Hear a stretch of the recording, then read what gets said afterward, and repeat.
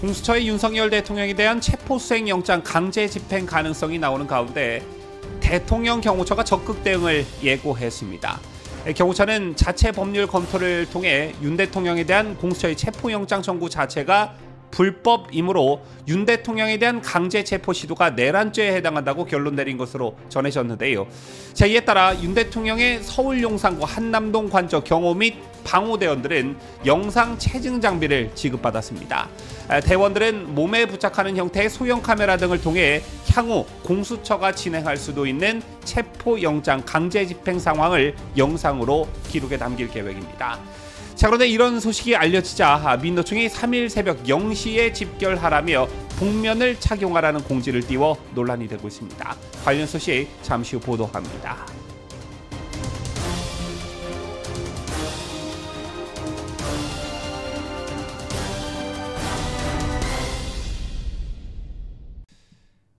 시청자 여러분 안녕하십니까? 뉴스데일리 베스트 미네커입니다. 공수처의 윤석열 대통령에 대한 체포수행영장 강제 집행 가능성이 나오고 있는 가운데 대통령 경호처가 적극 대응을 예고함으로써 한남동 대통령 관저 앞에는 팽팽한 긴장감이 흐르고 있습니다. 이런 상황에서 윤 대통령은 지지자들에게 정말 고맙고 안타깝다. 여러분과 함께 이 나라를 지키기 위해 끝까지 싸울 것이라는 내용의 입장문을 전날 전달했습니다. 윤 대통령은 새해 첫날부터 추운 날씨에도 헌정 질서를 지키기 위해 많이 나와 수고해 주셔서 정말 감사하다며 저는 실시간 생중계 유튜브를 통해 여러분들께서 애쓰시는 모습을 보고 있다고 말했습니다. 또한 나라 안팎의 주권 침탈 세력과 반국가 세력의 준동으로 지금 대한민국이 위험하다며 끝까지 함께 싸우겠다며 흔들림 없는 대응 의지를 피력했습니다. 오랫동안 대통령의 메시지를 기다려온 보수파 국민들과 지지층 입장에서는 매우 반가운 소식이 아닐 수가 없었고 무엇보다 12.3 비상계엄을 선포했을 당시의 대통령의 각오와 대응 의지가 조금도 꺾이지 않았음을 확인할 수 있는 그런 메시지였습니다. 앞서도 말씀을 드렸습니다만 현재 한남동 대통령 관저 앞에서는 팽팽한 긴장감이 흐르고 있습니다. 공수처의 윤석열 대통령에 대한 체포수행영장 강제 집행 가능성이 나오고 있는 가운데 대통령 경호처가 적극 대응을 예고하면서 긴장감이 더해지고 있는데요. 경호처는 내란죄 수사 권한이 없는 공수처가 청구한 체포영장은 불법이라는 판단에 따라 관련 시도를 막는 것은 물론 영상 체증을 통해 추후 개별 경찰관에 대한 고소고발 조치를 진행한다는 방침입니다.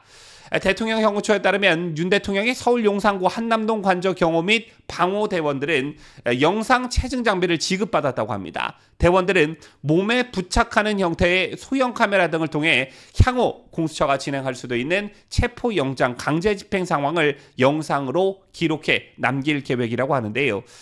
경호처는 자체 법률 검토를 통해 윤 대통령에 대한 공수처의 체포영장 청구 자체가 불법이므로 윤 대통령에 대한 강제 체포 시도가 내란죄에 해당된다 이렇게 결론 내린 것으로 전해졌습니다. 체포영장 자체가 불법이기 때문에 이 불법 체포영장을 따를 필요가 전혀 없는 것이고 오히려 이 불법 체포영장을 통해 대통령에 대한 체포를 시도한다면 이것이야말로 내란죄에 해당한다 이런 것인데요. 자, 이에 따라 경호처는 체포영장 집행을 막아내는 것은 물론 영상 체증을 통해 추후 개별 경찰관에 대한 고소 고발을 병행한다는 계획입니다. 이런 상황에서 어떤 겁대가리를 상실한 경찰이 대통령이 있는 관저를 밀고 들어갈 수 있을까 싶은데요. 어쨌든 공수처는 윤 대통령에 대한 체포영장 강제 집행 가능성도 염두에 두고 있는 것으로 알려졌습니다. 오동훈 공수처장은 어제 바리게이트, 철문 등을 잠그고 체포영장 집행에 응하지 않는 것 자체가 공무집행 방해라면서 대통령 경호처에 공문을 보내 경고했다라고 밝혔습니다. 특히 오 처장은 경호처가 영장 집행을 막아설 경우 강제로 집행하는 방안도 준비하고 있다며 큰 반발 없이 집행될 수 있길 바라고 반발에 대한 사전 준비를 하고 있다. 경호처의 반대가 있더라도 저희들은 적법한 절차를 취할 것이라고 말했습니다. 불법적이고 위법적인 체포영장으로 대통령과 대통령을 경호하는 경호처에 대한 겁박을 하고 있는 공수처장 오동훈이야말로 내란범이다. 이 자체가 내란죄에 해당한다. 이런 말씀 거듭 강조해서 드리고 싶고요. 아시다시피 공수처는 지난달 30일 내란 수괴 혐의로 윤 대통령에 대한 체포영장을 청구했고 서울 서부지법 이순영 영장전담 부장판사가 다음날 이를 발부했습니다. 그런데 내란죄에 대한 수사권이 없는 공수처의 이런 행태에 대한 문제도 매우 심각한 부분이지만 체포영장을 발부한 이순영 영장전담판사에 대해서도 비판이 쏟아지고 있습니다. 지금까지 듣지도 보지도 못한 그런 영장이라는 비판이 법조계에서부터 나오고 있는 것인데요. 법원은 지난달 31일 윤석열 대통령의 체포영장과 함께 발부한 대통령 관저수색영장을 보면 군사상 공무상 비밀 장소는 책임자 또는 기관의 승낙 없이는 수색하지 못한다는 형사소송법 조항을 적용하지 않는다는 내용이 담긴 것으로 전해져 파장이 일고 있습니다. 자, 이것에 대해서 잠시 설명을 드리자면 이순영 서울서부지법 영장전담 부장판사는 지난 30일 공수처가 청구한 대통령 관저 수색영장을 발부하면서 형사소송법 110조와 111조 적용을 예외로 한다라고 적시했습니다. 이 조항들은 군사상 비밀이나 공무원 직무상 비밀에 관한 곳은 책임자 등이 허락해야 수사기관의 압수수색이 가능하다라고 규정하고 있습니다. 다만 국가의 중대한 이익을 해하는 경우가 아니라면 승낙하도록 되어 있는데요. 이에 따라 대통령 경호처는 앞서 형사소송법 110조, 111조를 들어 경찰의 대통령 관저 등에 대한 압수수색을 승인하지 않았습니다. 그렇다면 이번에만 그랬겠느냐? 아니라는 것이죠. 과거의 청와대도 검찰 등의 압수수색을 시도할 때마다 같은 이유로 출입을 허용하지 않았고 영장에 적힌 압수물의 일부를 이미 제출하는 방식을 채택했습니다. 자, 그런데 이순영 판사가 이번 수색영장에는 형사소송법 110조, 111조 적용을 배제한 것이고 이는 결국 경호처가 윤 대통령 체포를 막지 못하도록 하겠다는 의미를 내포하고 있다는 겁니다. 때문에 형사소송법의 근거에 영장을 발부하는 판사가 지 맘대로 특정 조항을 배제하겠다고 한 것은 전례를 찾기 어려운 사례라는 비판이 줄을 잇고 있는 것입니다. 아시다시피 보통 법원은 검찰이나 공수처 검사가 청구한 압수수색 영장을 발부할 때 유효기간을 적고 장소, 신체, 물건, 압수 대상과 방법 등의 제한에 그중 일부를 기각하기도 합니다. 수사기관이 요청한 대상의 일부만 허용하는 경우는 많지만 아예 법률 적용을 제한해 영장을 발부한 경우는 전례를 찾기 어려운 그런 매우 이례적이라는 게 법조계 다수의 의견이고 시각인 것입니다. 이와 관련해 장영수 고려대 법학전문대학원 교수는 조선일보에 영장 제도는 헌법과 법률에 따라 인정되는데 판사가 자기 판단으로 법률을 배제한다는 것은 사법부의 역할 범위를 넘어선 것이라며 영장 전담 판사의 삼권 분립 위배라고 지적했고요. 한 현직 부장판사는 이런 영장은 처음 본다면서 법률 적용을 제한하는 것을 판사가 할 수 있는 일인지 모르겠다. 이는 입법의 영역이라고 했습니다.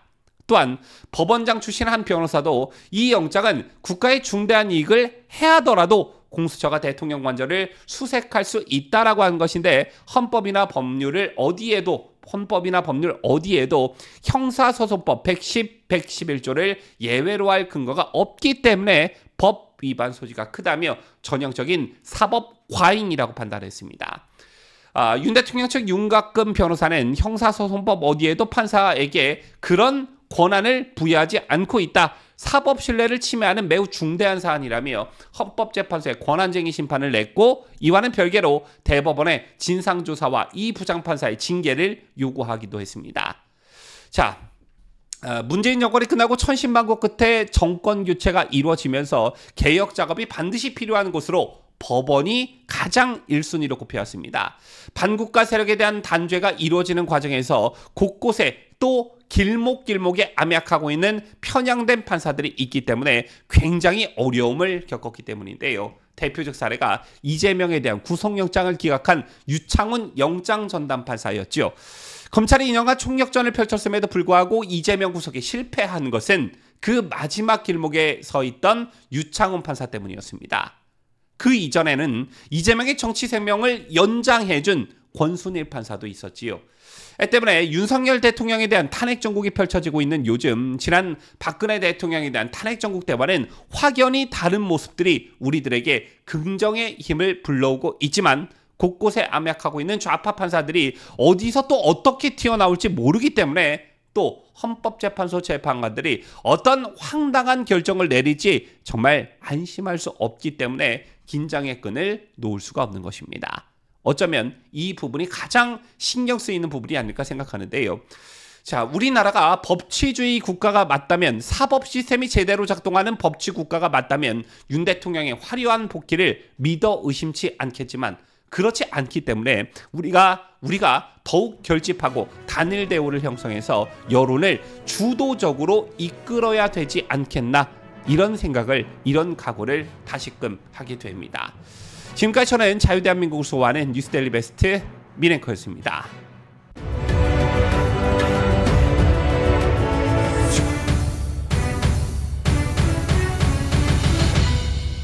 함께해요. 뉴스데일리 베스트.